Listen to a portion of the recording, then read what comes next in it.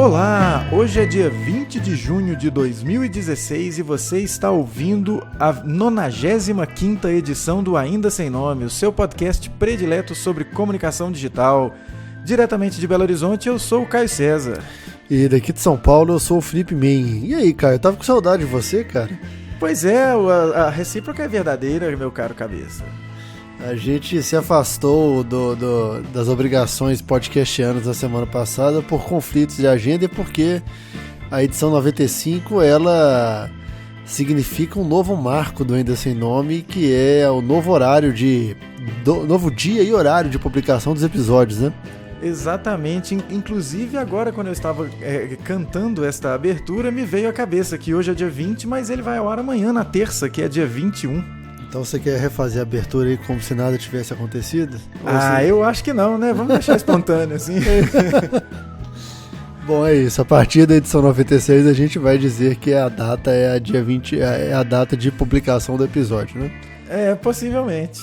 Ou então a gente continua assim, para que as pessoas sempre achem, poxa, eu devia ter baixado o episódio mais cedo? Eu ainda não estou chegando tão cedo no episódio. Exato, técnica de marketing. Exato. Mas e aí, cabeça, como é que está agora começando essa semana? Estamos invertendo a ordem, as coisas podem estar um pouco nebulosas ainda nas nossas cabeças, pelo menos na minha está. Invertendo o dia de gravação, o horário de gravação. Antes eu gravava na Alvorada, né? Nós gravávamos na Alvorada, agora... Agora a gente tá fazendo no horário do happy hour de segunda-feira, né? Exatamente. Em algum lugar já está o happy hour. Em algum lugar alguém já está abrindo uma cerveja. Ou como diz a turma do glorioso Cenas Lamentáveis, alguém está tomando um Danone. Ah, olha só. Eu preciso entender mais desses Cenas Lamentáveis aí. Eu já vi algumas pessoas cantando isso também nas plataformas sociais, mas eu preciso me inteirar mais. É uma bela página, viu, Caio? Mas você tem que gostar do esporte bretão para entender mais sobre os Cenas Lamentáveis. Ah, então há uma deficiência aí. No seu caso, eu desconfio que sim, mas eu acho que vale ainda assim o acesso. Exato. Vou tentar. Muito bem. Muito embora, meu caro cabeça, hoje, essa segunda-feira, dia 20 de junho, foi um dia altamente produtivo. Se tivesse um log de aplicações abertas e fechadas nos meus dispositivos ao longo do dia, eu diria que há muito eu não via o Kindle aberto por tanto tempo, o que indica muita leitura, e em função de uma decisão de ontem, às 22h50 e alguma coisa da noite, que eu desinstalei o Facebook dos meus dispositivos. E isso proporcionou hoje um ganho em tempo absurdo e produtividade. Muito bem. O que você está lendo, Caio? Eu estou lendo um livro que se chama Disrupted. É uma história muito bacana de um jornalista que foi trabalhar um tempo na empresa HubSpot. E é um livro que eu comprei na minha viagem mais recente aí de maio, e eu já havia lido alguns pedaços que me recomendaram num podcast que eu escuto, chamado Marketing Profs, e também no Marketing Over Coffee. Nos dois eles mencionaram esse livro, e eu havia lido uns pedaços. Agora eu peguei para ler o livro inteiro.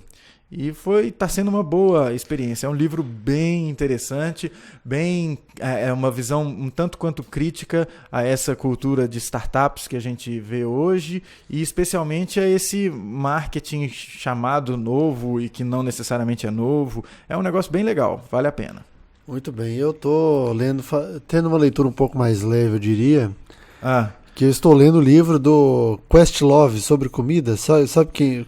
Questlove é um nome familiar para você, Caio? Não é um nome familiar para mim, cabeça. Questlove é o baterista do The Roots, que é a banda muito foda, inclusive, e é a banda do programa do Jimmy Fallon. E ele lançou um livro ele conversou muito com chefes sobre o processo criativo e a história da comida. Porque ele faz a mesma relação com música e com arte, assim. Para ele não interessa o produto final, interessa o processo criativo daquele produto. Entendi. E é um livro de um músico falando sobre comida. E tô no comecinho e tô me divertindo de montão, sabe? Ah, que bacana, cabeça. Chama Something About Food. Estará nas notas desse episódio também. Ah, bacana, boa recomendação. Eu devo. Está acontecendo hoje em São Paulo o lançamento de um livro que, dada a nossa orientação no espectro político deste podcast, um livro muito legal que chegou às minhas mãos na semana passada, porque eu comprei na ocasião do pré-lançamento, que é A Resistência ao Golpe de 2016. E está acontecendo o lançamento aí na cidade de São Paulo, que até onde eu sei está bem fria hoje. Está bem fria e bem nublada. Eu não estava sabendo do lançamento deste livro. Provavelmente meus grupos de WhatsApp devem estar falando sobre isso, mas eu não tive tempo de lê-los hoje. Ah, então. E depois, quando eu iniciar a leitura dele também, eu te falo, porque ele está lá na minha cabeceira esperando. Muito bem. Isso aí. Muito bem. Ainda dentro das notas aleatórias deste episódio, eu descobri ontem que um dos fundadores do Basecamp correu as 24 horas de Le Mans esse ano. E em outros anos também. Tem 4 anos que ele corre. Que legal, cara. Não é o Jason Fried, né? Não, é o David Renmeyer Hanson, na verdade. Renmeyer Hanson. É o cara que mora em Copenhagen lá? Exatamente. Eu tava vendo as 24 horas de Le Mans e passou um Porsche com o patrocínio do Basecamp. Eu falei, que porra é essa? Será que eles usam o Basecamp para fazer a gestão de projetos da equipe? E aí eu fui consultar o trio e estava lá David Renmeyer Hanson, piloto. Que massa, cara. Interessante, né? Quando você... parte da mística das 24 horas de Le Mans, são os pilotos que não são profissionais, mas que estão lá fazendo bem seu trabalho. Exatamente. Você arriscaria dizer que ele é o Otávio Mesquita de Copenhagen? Ele... Eu diria que com menos hype, mais habilidade ao volante. Ah, entendi. E dirigindo um Porsche. Maravilha. Um dia chegaremos lá. Vou fazer um curso rápido de desenvolvimento Ruby e vamos lá. Muito bem. A gente pode também avançar aqui, cara, e agradecer também os comentaristas da edição 94, né? O Lucas Cancela e o Everaldo Vilela. Isso. Que comentaram no site e também no nosso grupo, no super grupo do Telegram, né? Exato. E a semana do 94 aí não rolou publicação no YouTube, porque eu não sei se chegou a todos vocês, a edição 94 foi gravada com o Caio deitado no chão, né? Com mais uma crise de hérnia de disco, que agora já está resolvida, né? Depois de, 6 dias de crise. Então na sexta-feira eu gravei o episódio com o Cabeça e o Cabeça editou. Talvez o Everaldo pegou a dica aí, porque ele ficou perguntando sobre algumas coisas que aconteceram no episódio, alguns pequenos efeitos involuntários, e eu não sabia dizer porque eu não fiz a edição. Quem fez a edição do episódio passado foi o Cabeça. E eu não tenho podia ter subido no YouTube também, mas não tinha essa expertise de fazer o vídeo, enfim. Mas expertise é o que nos falta, Cabeça. Eu também, durante o dia, fiquei pensando, será que a gente anunciaria no supergrupo e fazia uma gravação ao vivo com a galera participando? E eu me esqueci disso. Então, enquanto a gente está falando aqui agora, eu vou ver se eu publico lá no supergrupo e vamos ver se alguém aparece e comenta alguma coisa que a gente está falando. E muito embora eles não vão conseguir escutar, né? Então, exatamente, isso tem algo que talvez deva ser tirado na edição. Mas tem uma... Tem a vantagem desse horário agora, Caio, que a gente pode também voltar a fazer os famosos hangouts ainda sem nome, né? Eu acho que essa poderia ser uma boa coisa, hein? Não sei nem se existe hangouts ainda naquela modalidade, mas enfim. Podemos, né? Vamos lá. E você que você está ouvindo esse episódio, talvez os próximos você vai ouvir e ver ao vivo, mas você pode acompanhar as postagens extraquitanas do Caio e do Cabeça através do aindasemno.me, que é o nosso site onde tem a listagem de todos os episódios do podcast desde o número 1. Também você pode acompanhar no iTunes, no Stitcher e no RSS. E, aliás, o RSS, o Calmeto mandou e-mail falando que o RSS talvez tenha dado problema de novo, né, Caio? Exatamente. E, enfim, Calmeto, você é dos meus, cara. Você é dos que ainda acompanha as coisas por RSS. E estamos trabalhando nisso. O setor responsável já foi acionado, muito embora o setor responsável tenha um problema grave de organização, mas ele já foi acionado. Isso aí. Bom, e também você pode compartilhar as postagens do Ainda Sem Nome e participar do nosso super grupo no Telegram. O link vai estar na postagem. Também mandar a sua mensagem de áudio, caso você queira e sinta-se mais à vontade para comentar o Ainda Sem Nome desta forma, através do 31999750835. Puta merda, 999750835. Informei. Exatamente. E aí a Dengue informa, não é? É, isso aí. E tem uma coisa, eu estou aumentando a premiação para quem fizer um review no iTunes. Na semana anterior era uma bananinha, agora já virou uma barrinha de Nutri. Muito bem. Então, se você aí comentar, você vai ganhar uma barrinha de Nutri exclusiva para você, tá bom? Muito bem. Vamos lá, Caio, então... Vamos lá. Na nossa pauta de hoje, a gente vai vamos tentar falar de dois assuntos distintos aqui. Vamos ver se dá tempo, né, cabeça? Isso. O primeiro deles, que eu acho que é o mais importante, que tem mais desdobramentos, é essa postagem do Flávio Gomes lá no Grande Prêmio. Né, que também está aí com as notas deste episódio. Você tem o link direto para essa postagem em que o Flávio Gomes fala que acabou, né? Mas que deu o que tinha que dar. Ele fala da postagem. Na verdade, ele fala sobre o fim da cobertura. A grosso modo, a Folha de São Paulo deixou de publicar há cerca de um ano e meio a coluna do Fábio Seixas, jornalista especializado em automobilismo, no Jornal Impresso. Uhum. E também na semana passada o UOL parou de publicar a coluna. O Fábio Seixas disse que a direção do jornal convidou ele a parar de escrever. Sim. E aí o Flávio Gomes fez uma postagem longa falando sobre o estado atual das coisas, né? Na verdade, a gente pode atacar essa situação, essa postagem, acho que de duas formas, Caio. A primeira os tempos estão mudando, né? A gente já vem dizendo isso, as pessoas já vêm percebendo isso, mas o jornal impresso já não é o que um dia foi. Nada será como antes. Exatamente. Você estava falando de um rapaz aí, antes da gente apertar o REC aqui, como é que chama? O rapaz que tem mais assinantes no Brasil no YouTube? Whindersson Nunes. Isso aí. Quantos são os assinantes desse camarada? Mais de 9 milhões. Pois é, mais de 9 milhões é tipo, muitas vezes, a tiragem da Folha de São Paulo, do Globo, do Estadão, do Estado de Minas, do Zero Hora, do que mais Diário de Pernambuco, de quem mais você quiser colocar aí na brincadeira. Do Globo, você pode juntar todo mundo do impresso e não dá, e multiplicar algumas vezes e não dá a audiência do nosso amigo, como é que chama?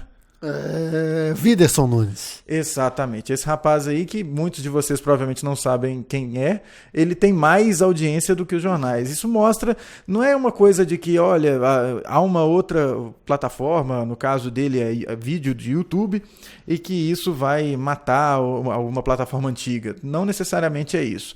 Eu entendo que seja o caso de uma necessidade de adaptação, necessidade esta que a mídia de massa brasileira, sei lá, já estamos aí, vamos para o quê? 20 anos, 25 anos da internet comercial, e a mídia de massa no Brasil não conseguiu entender o que é mídia de massa, o que é a internet ainda, né? E isso é sintomático, né, cabeça?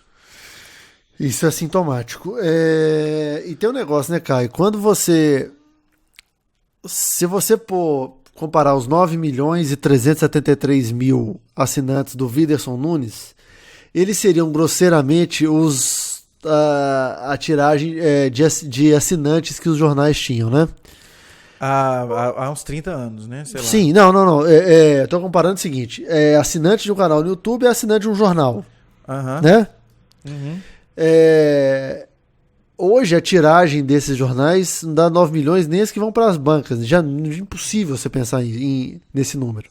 Sim. E quando você pensa 9 milhões e borrachinha, você está falando de 9 milhões de pessoas que voluntariamente assinaram o canal, estão esperando e vão acessar aquele vídeo quando aquele vídeo for pro ar. Exato. Não, é diferente de você pensar, por exemplo, de uma audiência da Globo com 9 milhões de pessoas, são 9 milhões de pessoas que estavam com a televisão ligada na hora e calhou daquele programa estar sendo assistido naquela hora. Sim. Não foi algo voluntário, foi passivo completamente. Aham.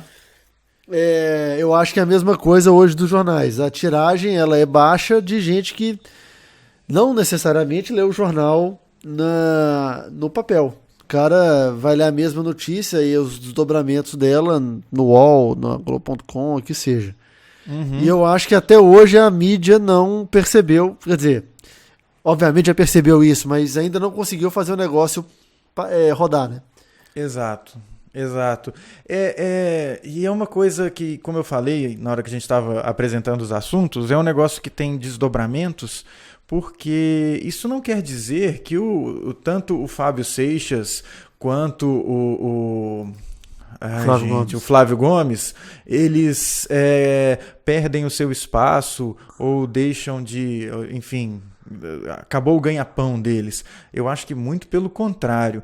Uma coisa que eu tenho percebido, especialmente com a situação do nosso jornal aqui de Belo Horizonte, né, o maior, o estado de Minas, que não pagou 13º, atrasou 13º, está numa situação calamitosa e tal, eu não vejo isso como algo ruim e algo... sei lá, um futuro negro para os jornalistas ou os estudantes de jornalismo. Eu vejo isso dentro da universidade também, não vejo uma diminuição do interesse pelo jornalismo, muito pelo contrário. Eu entendo que há novos espaços. Esses velhos empresários é que não entenderam os novos espaços. E eu falo dos desdobramentos porque o Fábio Seixas ele pode muito mais ter um rendimento maior se ele for agora o senhor do seu próprio domínio, né, cara? Em todos os sentidos, inclusive no sentido hipertextual. Sim. Se ele for o senhor do seu próprio domínio, ele vai ter mais chance de obter os mesmos rendimentos ou às vezes mais rendimentos do que ele tinha como funcionário do senhor Frias lá. E eu vejo isso, assim, eu clico no link para ler a postagem Acabou, do Fábio Seixas, e assim, eu perco a conta da quantidade de publicidade que me é jogada na cara aqui, ó. Tem 2 banners, tem 3, 4, 5, 6, 7, 8, 9, 10... 11, 12, 13, 14, 15, 16 espaços publicitários nessa página com a postagem do Fábio Seixas e que eu só consigo ler a primeira linha. Na sexta passada escrevi sobre a maior seca de vitórias do Brasil na F1, 2 pontos, acabou.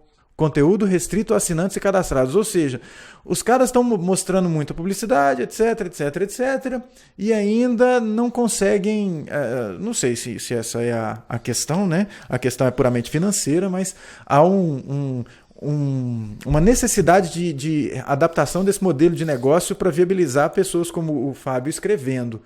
E é óbvio que no mesmo ritmo de lucro que você tem com o jornal impresso, você não vai conseguir ter nunca num produto digital, né? Para manter a mesma estrutura e etc. Então, eu acho que esses velhos empresários, eles não entenderam esses novos espaços. E novos em termos, né, cara? Se você pegar a última coisa importante que aconteceu na publicidade digital aí online... é o AdWords, que vem de, sei lá, 2005, 2004. Então não é uma coisa assim, né, cara? Não é um negócio tão antigo, né? Já temos 10 anos de AdWords já, né?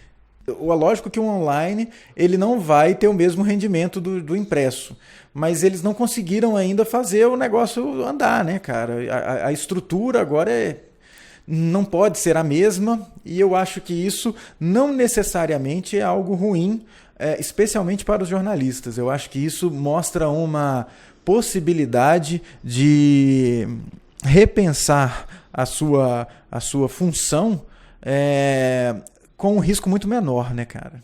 Mas aí também eu vou pôr um outro elemento nessa conversa. Se você pensar a falta de, quer dizer, a baixa rodagem, impressão dos jornais, a mudança de comportamento das pessoas, a possibilidade que a internet dá de você consumir o especializado quando você quer, na hora que você quer, faz com que isso fique mais fácil para os jornalistas. Então, concordo com esse ponto. Se eu quero ler sobre MMA, tem 2, 3 sites gringos que me dão todas as informações. Os caras têm audiência, produzem muito conteúdo, são reconhecidos. E eu aposto que o cara que está na rua e que só vê o MMA pelo Sport TV ou pela Globo, ele não tem a menor ideia que esses caras existem. Isso é um fato. Agora, quando você tira uma coluna de Fórmula 1 ou um colunista de Fórmula 1 do primeiro do jornal e depois do site, você está negligenciando aquela cobertura. Então, assim, o outro ponto que eu acho que, assim, automobilismo e Fórmula 1 em específico deixou de ser interessante e deixou de dar dinheiro para os jornais. Ao ponto que as pessoas não estão importando e vão continuar não importando porque o principal colunista sobre o assunto deixou de escrever para o jornal porque aparentemente o jornal prefere dar espaço para outras coisas, tipo, fazendo uma cutucada aqui da nossa orientação política, prefere dar espaço para um moleque de 20 anos que acha que entende alguma coisa de política. Já sei de quem você está falando. Mas assim, eu acho que é bem acertada essa sua observação. E aí eu te faço uma pergunta de um leigo para um jornalista, que é o seguinte: você acha que esse abandono se dá devido à perda do interesse do brasileiro por essa modalidade de automobilismo? Totalmente. Você acha? E essa perda do interesse, ela acontece em virtude da ausência de brasileiros lá no grid? Não, eu tenho a minha teoria é a seguinte. A gente cresceu, todos nós, antes de TV fechada e etc e tal, você cresceu com a Globo fazendo um marketing para que todo domingo de manhã tivesse um brasileiro ganhando. Né? Aconteceu, eu acordava para ver o Nelson Piquet batendo na Nigel Mansell. Aconteceu num período de 10 anos que você teve primeiro o Nelson Piquet, depois você teve o Senna dominando a Fórmula 1. Né? Esse é o ponto. Quando o Senna não ganhava, ou quando o Piquet não ganhava, talvez eu não lembro, mas assim, devia ter igual Esporte Espetacular com um desafio de verão de futebol de areia, Brasil contra Ilhas Fiji, o Brasil ganhava de 76-0. Ou então o desafio de judô, a equipe A do Brasil contra a equipe C do Cazaquistão. E o Brasil ganhava todos os jogos. Então a gente cresceu com isso. Naturalmente, quando o Senna morre, morreu o melhor piloto. E a Globo transformou o Senna, o cara não era o melhor piloto, ele era um deus, ele era o cara fodão, ele tocava na água e virava vinho, caminhava sobre as águas, ele era foda, nesse ponto. E aí as pessoas foram na verdade, a Fórmula 1 perdeu interesse, o cara deixou de acompanhar a Fórmula 1, não é porque ele gostava de Fórmula 1, é porque o Senna morreu. Hoje, você tem um produto que é muito ruim. A Fórmula 1 tá muito ruim. Aí não é uma coisa de por que não tem brasileiro. É a Fórmula 1 como um todo que está eu continuo vendo Fórmula 1 desde que o Senna morreu. E pra mim o interesse foi o mesmo. Lá, óbvio, fiquei chateado, naturalmente, mas eu continuei acordando de manhã, de madrugada, vendo à tarde, na hora que passa a porcaria da corrida eu vejo. Só que eu entendo que o produto está muito ruim. E o produto não acompanhou qualquer outra modalidade de automobilismo, principalmente na internet. Entendi. Entendeu? Então, quando você vê... Caio, os caras não podem ter... por exemplo, teve um teste no começo do ano. Esse ano tem uma equipe americana, que é a Haas, tal. Aí um piloto deles resolveu fazer uma transmissão, acho que pelo Periscope. Tipo, olha, vou aqui mostrar os bastidores da minha equipe. O que todo mundo quer, né, bicho? Você quer consumir um negócio muito além do que você vê na televisão ou lê no jornal. Aí a Fórmula 1, a FOA, né, que comanda o negócio, mandou tirar o vídeo do ar. Porque não pode consumir, não pode produzir vídeo pra internet.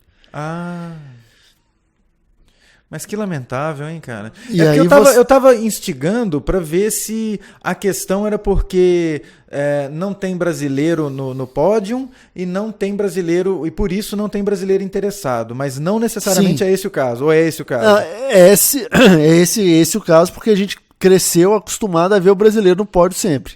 Mas, cara, aí tem uma coisa. Foi ontem, não é, que teve a final, o 7º jogo da NBA? Sim. O meu Twitter tava insuportável, bicho, de brasileiro comentando o negócio, né? E assim, o basquete lá, a NBA, é um esporte que não tem brasileiro quase, deve ter, sei lá, 2 brasileiros lá, e eles nem estavam nos times que estavam na final, estavam? Estavam, o Golden State tinha 2 brasileiros. Tinha 2 brasileiros. Mas não é por causa do brasileiro que você tava lá, tava a galera falando do LeBron o tempo todo, LeBron. A audiência do futebol americano no Brasil aumenta a cada dia. Sim.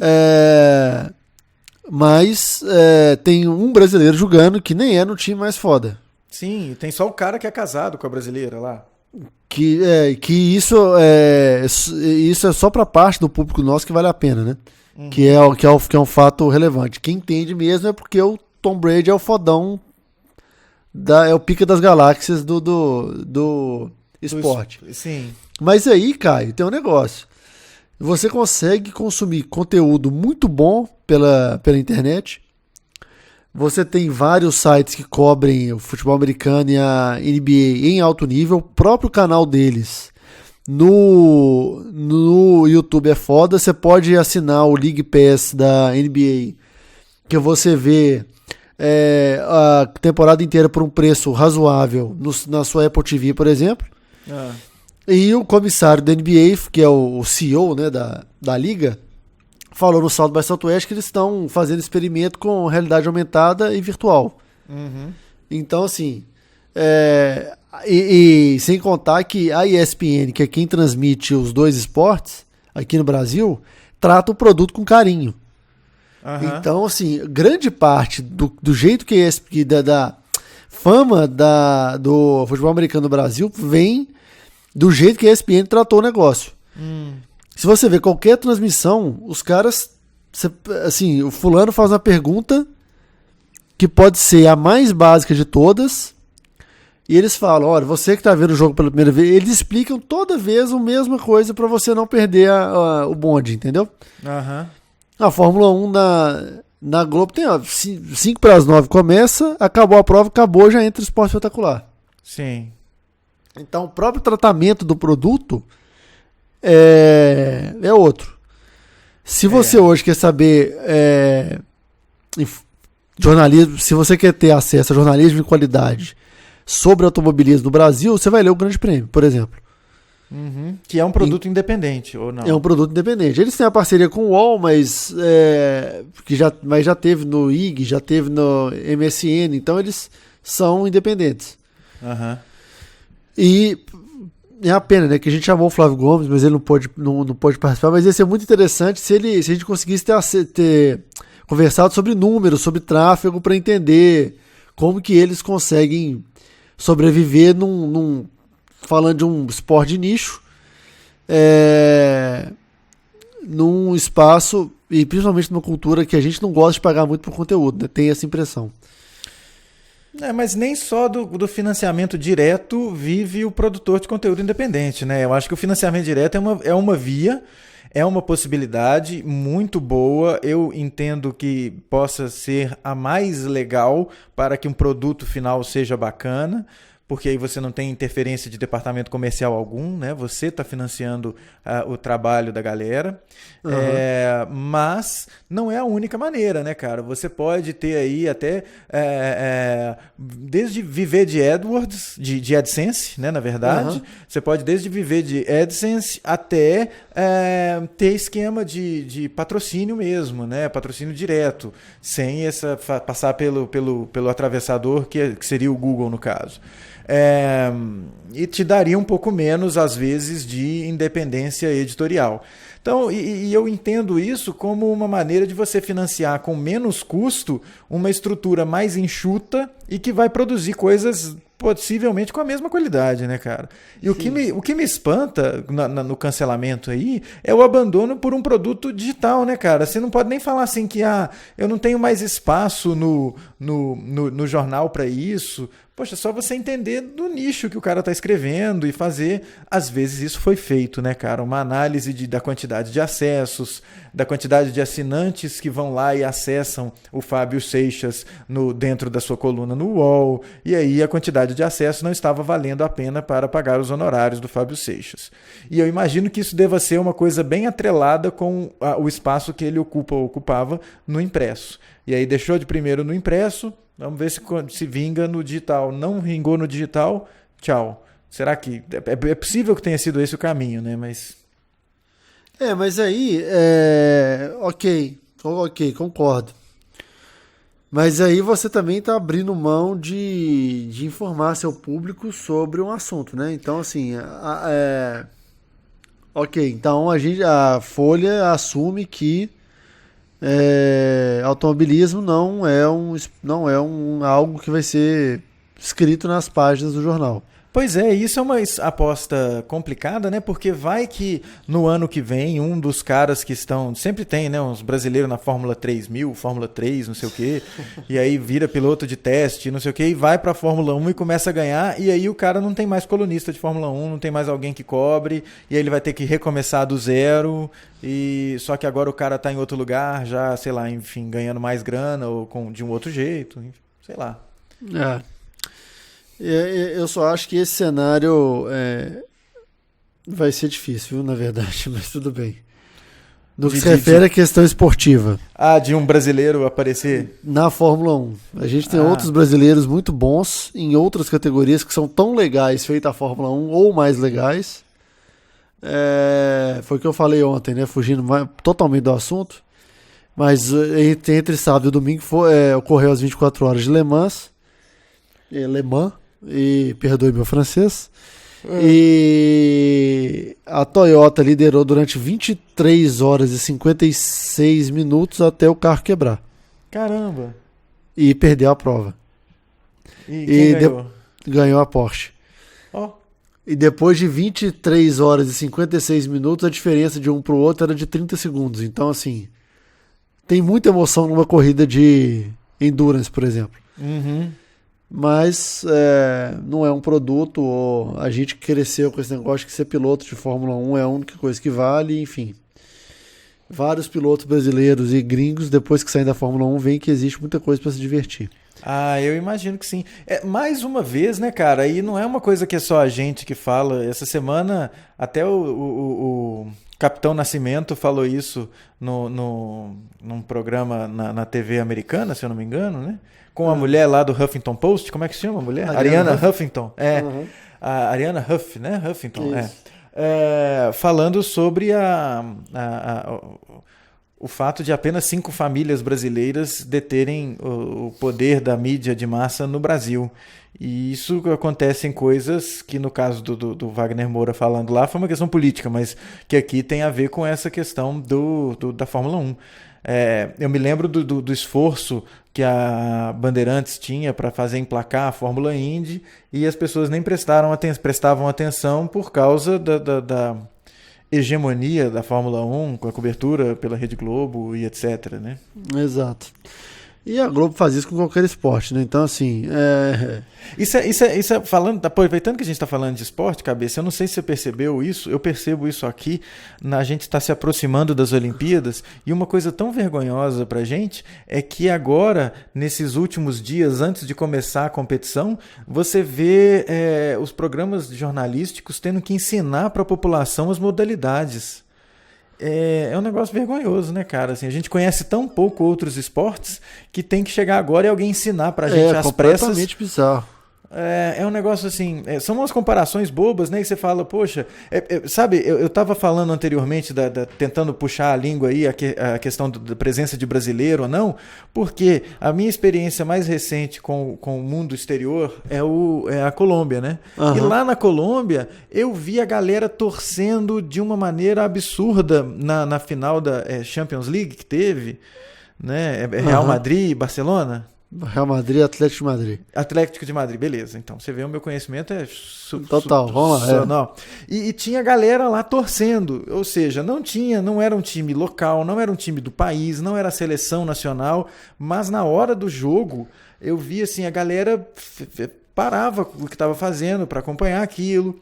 E outras modalidades. Eu me lembro de estar passando por Cali e o meu anfitrião me mostrar um complexo esportivo. Eu falei, nossa, que diferente esse negócio aqui, eu tô vendo, é um estádio diferente. Ele falou, esse aqui é um campo de beisebol.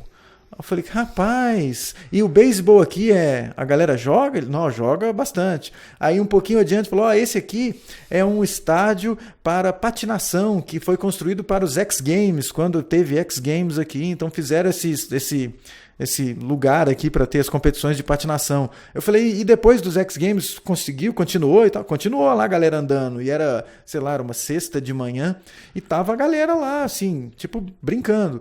E eu via uma galera jogando hóquei. Né? Hóquei na grama. Então, assim, são outros esportes, não é uma coisa única de futebol. Lógico que futebol lá é futebol, como é futebol aqui, mas você tem outros esportes também. Então é uma coisa meio, né, assim, a gente precisa aprender mais de outras coisas, né, cara? A gente precisa ser mais plural.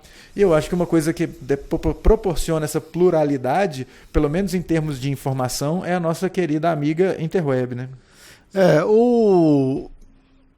Assim, a nossa alienação, eu vou falar isso aqui, eu sei que várias pessoas que poderiam escutar esse podcast iam falar assim, mas eu já falei disso há muito tempo. A alienação que a gente tem com o futebol, e futebol não é coisa de gente alienada, tá, gente? Esse é o ponto que eu queria falar. Faz com que a gente ignore qualquer outro esporte. Assim, o vôlei ainda tem muita cobertura. E eu vejo que a Liga Brasileira, as ligas, né, a Superliga Masculina e Feminina, é de tão alto nível que você vê grande parte das seleções brasileiras, masculinas e femininas, jogam no Brasil, ou uma parcela considerável se você fizer uma comparação direta com o futebol. Mas fora isso, cara, você vai ter handball agora tá melhorando, mas você vai ter que ensinar metade dos esportes pro Brasil. É complicado, né? E aí eu acho que tem um outro problema também. Quando aparece um cara foda no esporte, porque assim, a gente tem alguns esportistas que são realmente bons, nível mundial, naquilo que eles fazem. Na ginástica tem alguns, no vôlei, vela, enfim. Mas aí você põe, é um cara só, e é tanta pressão que na hora o cara não aguenta, velho. E aí a crueldade também é que na hora que importa amarelão, brasileiro é foda. A gente fica alimentando o próprio monstro e quando o monstro vira contra a gente ainda acha ruim, sabe? Então fica essa... foda, enfim. A falta de pluralidade faz com que você não tenha investimento nos outros esportes. E o que volta à pauta de comunicação digital aqui é que, mesmo nesse contexto em que a gente vive, já foi provado por A mais B que no contexto do digital você tem a cauda longa, e aí por mais que seja uma coisa de nicho, vale a pena ela ser explorada. E me soa um pouco estranho essa decisão de tirar uma coluna de um cara desse do portal, né, cara? Fica esquisito. Então assim, em termos de digital, poxa, por mais que seja vertical, cara, tem um interesse aí. Ainda mais agora que a gente está percebendo a emergência dos esportes eletrônicos, etc., campeonato de videogame, etc. Eu acho que é mais um assunto, pô, tem interesse, tem gente para ter interesse para tudo, né, cara? O Sport TV transmitiu no domingo a final do Dota. Aí. Com narração, assim, eu não entendo lufas de Dota, né? Mas com narração, com comentário, o negócio, aparentemente quem estava narrando fez o dever de casa e estudou o assunto, entendeu? E aí eu tava lembrando aqui agora que porra, foda isso, né? Eu vou ter assunto sobre o South by Southwest até o próximo South by Southwest. No South by Southwest teve uma palestra sobre a Fórmula E, que é a categoria de carro elétrico, e esportes eletrônicos. E o cara que é da Electronic Sports League ou coisa desse tipo, compartilhou uns números absurdos, assim, tipo, eles distribuíram 7 milhões e meio de dólares em prêmio ano passado, lota arena, 890 milhões de minutos assistidos no YouTube, números que você fala, velho, não, sério. Pois é, jamais imaginaria. Enquanto você falou isso, cara, eu me lembrei de um negócio que eu vi outro dia, que é corrida de drone. Tá vendo? Cara, e assim, o canal do YouTube da Liga Americana de Corrida de Drone é assim, milhões de pessoas assistindo, os vídeos com milhões de views, e são vídeos muito massa, você vê a corrida de drone, é um negócio muito bacana. Aí a corrida de drone no estádio, que você tem, é muito massa o negócio. Vamos tentar colocar notas disso, links para isso nas notas do episódio, para a gente entender que tem um monte de espaço. Eu acho que uma coisa que a gente aprendeu com o digital é que você tem a exploração dos nichos, e os nichos eles valem a pena. Eu não entendo como que esse nicho deixou de valer a pena. Assim. É uma coisa meio que foge ao meu entendimento. Enfim, a gente queria ouvir se esse episódio cair nos ouvidos de Fábio Seixas e Flávio Gomes, a casa está aberta, né, para comentários. Exatamente, vale até uma mensagem de áudio para o nosso Telegram lá, né? Você pode gravar um áudio e mandar para o 31 99975 0835. Isso, e também manda lá que a gente, na edição 96, a gente discute ela, né, Caio? Isso. E você também que ouviu e teve a paciência de acompanhar essa discussão até agora, também deixe seu comentário. Exato. Pode comentar aí na postagem, no nosso amigo YouTube, pode comentar no Facebook, no Twitter e etc. E no supergrupo também do Telegram. E no supergrupo do Telegram, cujo link está nessa postagem. Exato. Cabeça, rapidamente sobre esse segundo assunto, talvez um assunto que mereça também um destaque, sei lá, acho que já se falou muito sobre isso, não é não, Cabeça? A guerra virtual entre Brasil e Portugal? A Batalha Memal? Guerra Memal ou Memeal? Memal. Isso. Já tivemos 3, né, contra Portugal, Argentina e a Espanha. Nossa Senhora. O que dizer sobre isso, meu caro amigo Felipe Men? Caio César, eu não tenho. Eu poderia dar de Glória Pires aqui, sabe? Não sinto. Não sou capaz de opinar, não é isso? Não sou capaz de opinar. Não tenho dados suficientes. Não tenho dados suficientes. Mas. Parece zoeira de internet, não? Cara. E assim. Eu me lembro da época em que se conversava sobre uma postura única de donos de blog e etc. E a galera falou, poxa, não vem aí defecar regras sobre como eu devo me portar com o meu blog e etc. E aí você proclamar propriedade de meme é um negócio meio complicado, né, cara? Meme não tem dono, né? Não tem dono. Meme Você tem até aquele Know Your Meme que você pode traçar a origem. Mas você não paga royalty pro dono do meme, não, né? Ou pra pessoa nenhum. Que começou com o meme. Então, assim, você falar que um meme é brasileiro ou não roubem o meme brasileiro. Acho meio incoerente, né, cara? Eu acho que é mais uma chance de você fazer uma zoeira, né? Só se for pelo ruê, né? E aí, fazendo por merecer a alcunha de gafanhotos da internet, né? Os brasileiros, mais uma vez. Puta que pariu. Enfim, eu não acompanhei Seria isso síndrome de vira-lata, cabeça? Tipo, buscar pelo menos a supremacia nos memes? Ou a gente falar que o brasileiro é o gafanhoto da internet? Bicho, eu sou muito contra a síndrome de vira-lata, sabe? No geral. Mas quando você vê algum... Esse esquema de gafanhoto, ele apareceu muito nas plataformas online, jogos online, né, também. Sim. Então, eu não sei... Não sei, cara, eu fico... Às vezes eu acho que a gente pode ser, sim, um gafanhoto. E talvez possa ser uma alta análise e não uma simples síndrome de vira-lata. Eu lembro, por exemplo, quando o Orkut disponibilizava dados sobre a porcentagem de usuários de quais países eram e tal, e ficou uma corrida para o Brasil passar os Estados Unidos. E parece que quando a gente ganhou isso foi uma grande vitória, mas enfim. E eu me lembro de um dos motivos da galera falar que parava de usar o Orkut os americanos era porque só tinha brasileiro, né, cara? Mas aí, Caio, tem outras redes sociais, aquelas, tipo, tem uma na China, tem uma que é usada na Rússia, mas eu não sei se elas são globais ou se elas nasceram no próprio país, sabe? Mas é óbvio que você vai começar a achar, a partir do momento que você não se identifica com o público de uma festa, você vai embora, né? Acho que a mesma coisa se aplica às redes sociais.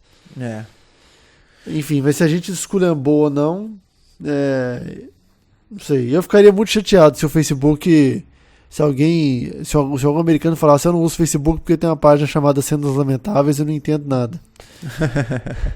Algumas pelo menos fazem seu dia melhor. Não, e isso seria lamentável, né? Porque seria a cena lamentável. Mas pois é, cara. Talvez o tempo destinado à discussão desse assunto aqui diga muito sobre a relevância dele também, né, cara? Valeu. Tipo, ok. Continua com os memes aí. Tem um meme que é aquele assim: parabéns pros times que ganharam o título. Os outros seguem em frente, tem outros títulos. Então, parabéns pro país ganhar as guerras de meme. Os outros seguem em frente, vão ter outras guerras. É isso aí. É isso aí, e eu continuo sem entender a Inês Brasil. Cara, eu pensei isso hoje, por sinal. Tava vendo uma matéria, algum link aqui, um destaque que ela tirou a roupa no aeroporto, um negócio desse. E assim como perfis de pessoas fitness no Instagram, Inês Brasil caiu na mesma caixa pra mim, eu não consigo entender. Pois eu não consigo entender o que ela fala. Será que é por isso que ela é engraçada e é por isso que a galera replica? Eu não sei. Eu posso usar um outro meme que é aquele do Criolo com o Lázaro Ramos dizendo: Lázaro, ajude-me a entender. Ajude-me a entender, porque eu realmente não entendo.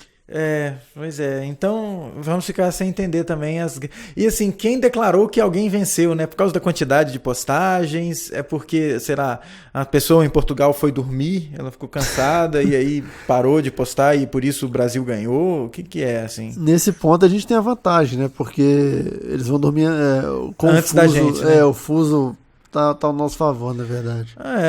E é engraçado essa rixa, a segunda rixa aí, que é com os argentinos, porque ela é uma rixa que só existe do Brasil pra Argentina, né, cara? Os argentinos têm nada disso, os caras falando, ó, Brasil, mó bacana, legal o Brasil, né? Exato. Engraçado. É diferente de outros países da América Latina que a gente sabe que eles têm uma rixa eles mesmos, né? Assim, eles não se bicam, mas argentino com brasileiro, a gente não tem nada contra o Brasil. Enfim. A gente já deve ter falado, a gente já falou isso em algum outro episódio, que o fato da gente só ser o único país que fala português ainda nos dá uma distância muito maior do resto do continente, né? Talvez vai ter que criar uma tretazinha só pra Eu já não vejo graça em piada de argentino, cara. Falar nisso tem anos. Pois é. Eu achei engraçado quando eu tinha uns 14 anos de idade, assim, que você acha tudo engraçado, você é meio retardado a cabeça mesmo, né? Enfim. Mas a piada com o português ainda faz algum sentido, né? Mas a piada com o argentino... Ajude-me a entender, cara. Ajude-me a entender, isso aí. Então, você que está ouvindo esse episódio até agora, glorioso, guerreiro da luz, ajude-nos a entender essa guerra memeal aí, ou essas, né, a primeira, a segunda, a terceira, às vezes já teve uma quarta e a gente não está sabendo, cabeça, já tá tendo uma quarta e a gente não está sabendo. E aí, por favor, vocês façam uma análise também da guerra, quem ganhou, quais foram os melhores momentos, as batalhas mais relevantes. Eu acho que essas guerras memeais, elas dizem muito com o momento que a gente vive, né, cara? Assim, é final de semestre, então a galera ou já tomou toco ou já passou, e a galera mais nova ainda não se atentou que está vindo o terceiro bimestre. Né? Então as provas vão ficar mais difíceis e eles vão ter que passar de ano. Então às vezes isso diminui aí lá para setembro, assim, as coisas diminuem porque as pessoas vão começar a perceber que elas vão tomar bomba na quinta série. E aí, bicho, ou você corre atrás ou então em dezembro volta às guerras. Isso aí. Beleza, meu caro cabeça. Beleza, Caio. Seguimos nesse horário, vamos firmes na produção, rumo ao Ainda Sem Nome 100. Rumo ao Ainda Sem Nome 100. Cara, vai ser muito massa a gente fazer um super evento com a participação da Lady Gaga. E da Inês Brasil. Inês Brasil. No Ainda Sem Nome de número 100. É isso aí. É isso aí, cabeça. Vamos lá, vamos começar os planejamentos. Muito bem. Uma coisa que quem vai ficar de fora dessa festa vai ser o Temer. O Temer, em primeiro lugar, ele vai ficar de fora dessa festa. E em segundo lugar, o Aécio. Em segundo lugar, o Aécio. Isso aí, talvez cara. Até a edição de número 100, Aécio tenha 100 citações nas delações premiadas. Vamos ver. É bem provável. O que chega primeiro, a centésima delação dele, a centésima menção ou o episódio sem Ainda Sem Nome. Exato. Façam suas apostas. Valendo uma mariola. É isso aí. Além da bananinha que o Caio vai pagar para quem fizer um review do Ainda Sem Nome no iTunes. Prêmios cumulativos, a bananinha e o Nutri. Isso, é o Nutri, exatamente. É isso aí, meu caro cabeça. Valeu, Caio. Obrigado. Boa semana para nós. Igualmente, um abraço. Valeu.